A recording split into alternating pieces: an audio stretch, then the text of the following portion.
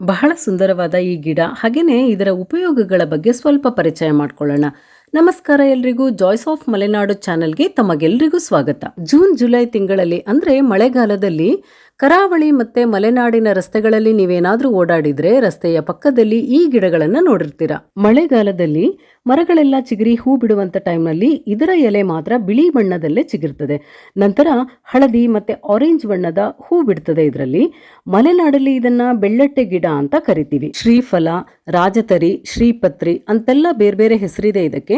English ನಲ್ಲಿ white flag ಅಂತ ಕರೀತಾರೆ. ಇದು ಬಹು ಉಪಯೋಗಿ ಮತ್ತು ಆಯುರ್ವೇದದ ಔಷಧಗಳಲ್ಲಿ ತುಂಬಾ ಬಳಕೆಯಾಗುವಂತಹ ಸಸ್ಯ ಇದು. ನಮ್ಮ ಮಲೆನಾಡಲ್ಲಿ ಇದನ್ನ ಹೇಗೆಲ್ಲ ಬಳಸ್ತಾರೆ ಅಂತ ನೋಡೋದಾದ್ರೆ, ನಮ್ಮ ಹಳ್ಳಿಗಳಲ್ಲಿ ಕೂದಲಿಗೆ ಶಾಂಪು ಬಳಕೆಯ ಪರಿಚಯವೇ ಇಲ್ಲದೆ ಇರುವಂತಹ ಕಾಲದಲ್ಲಿ ಈ ಬೆಳ್ಳಟ್ಟೆ ಸೊಪ್ಪು ಶಾಂಪೂ ಆಗಿ ಬಳಕೆ ಆಗ್ತಿತ್ತು. ಈಗಲೂ ಕೂಡ ತುಂಬಾ ರಾಸಾಯನಿಕಗಳನ್ನ ಬಳಸಲಿಕ್ಕೆ ಕೆಲವರಿಗೆ ಇಷ್ಟ ಇರೋದಿಲ್ಲ.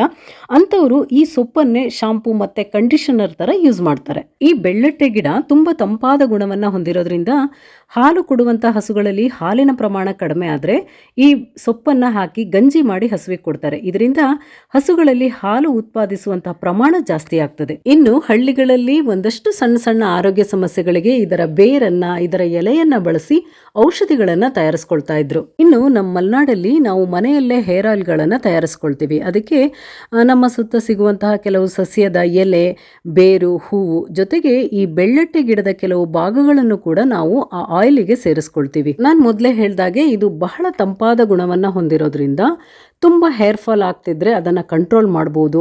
ಜೊತೆಗೆ ಹೇರ್ ಗ್ರೋತ್ ಆಗೋದಕ್ಕೂ ಬಹಳ ಹೆಲ್ಪ್ ಆಗ್ತದೆ ಇದು. ಇನ್ನು ಇವಾಗ ಇರುವಂತಹ ಬಹಳ ಸಮಸ್ಯೆ ಏನು ಅಂದ್ರೆ ತುಂಬಾ ಬೇಗ ಗ್ರೇ ಹೇರ್ಸ್ ಆಗುವಂಥದ್ದು. ಅದನ್ನು ಕೂಡ ಈ ಆಯಿಲ್ ಅವಾಯ್ಡ್ ಮಾಡ್ತದೆ. ಇಷ್ಟೆಲ್ಲ ಉಪಯೋಗ ಇರುವಂತಹ ಈ ಚಂದದ ಗಿಡವನ್ನ ಇತ್ತೀಚೆಗೆ ಚಿಕ್ಕದಾಗಿ ಒಂದು ನಿರ್ದಿಷ್ಟ ಪ್ರಮಾಣದಲ್ಲಿ ಕಟ್ ಮಾಡಿ ಮನೆ ಮುಂದೆ ಅಲಂಕಾರಿಕ ಸಸ್ಯ ಆಗಿ ಕೂಡ ಬೆಳೆಸ್ತಾ ಇದ್ದಾರೆ. ಈ ಸಸ್ಯವನ್ನ ನೋಡಿರದಂತ ತುಂಬಾ ಜನ ಪ್ರವಾಸಿಗರು ಇದರ ಬಗ್ಗೆ ಬಹಳ ಕುತೂಹಲದಿಂದ ಕೇಳ್ತಾ ಇದ್ರು.